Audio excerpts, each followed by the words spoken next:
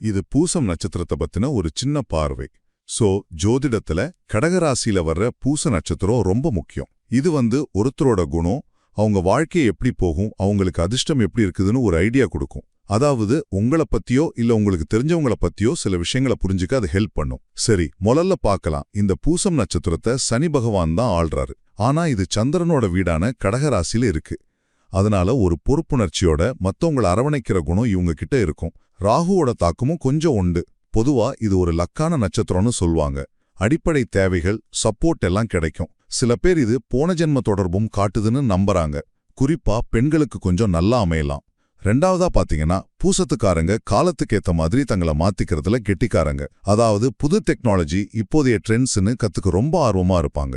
இவங்க ரொம்ப உணர்ச்சி வசப்படக்கூடியவங்க. குடும்பம், ஃப்ரெண்ட்ஸுக்கு ரொம்ப முக்கியத்துவம் கொடுப்பாங்க. அப்பப்போ கொஞ்சம் பொசசிவா இருந்தாலும் ஈஸியா மன்னிச்சு மறந்துருவாங்க. புதுசா ஏதாவது கத்துக்கவும் ஆர்வமா இருப்பாங்க. கடைசியா, இந்த நட்சத்திரத்தோட 4 பாதங்களுமே கடகராசில தான் வருது. அதனால பிளானிங், பணம் சேர்க்கிற திறமை, சுதந்திரமான எண்ணம், குடும்பத்தோட பிணைப்புன்னு ஒவ்வொரு பாதத்துக்கும் ஒரு ஸ்பெஷல் குணம் இருக்கு. ஆனா சில சிக்கல்களும் இருக்கு. சில சமயம் கொஞ்சம் மெதுவா செயல்படுறது இல்ல சோம்பேறித்தனம் தெரியலாம். அப்புறம் அவங்களோட உள்மன போராட்டங்கள் சில நேரம் மத்தவங்க கூட பழகிற விதத்தை பாதிக்கலாம். ஆக பூசம் நட்சத்திரத்தோட முக்கியமான குணாதிசயங்களை பத்தி ஒரு சுருக்கமான ஐடியாவும் உங்களுக்கு கிடைச்சிருக்கும்.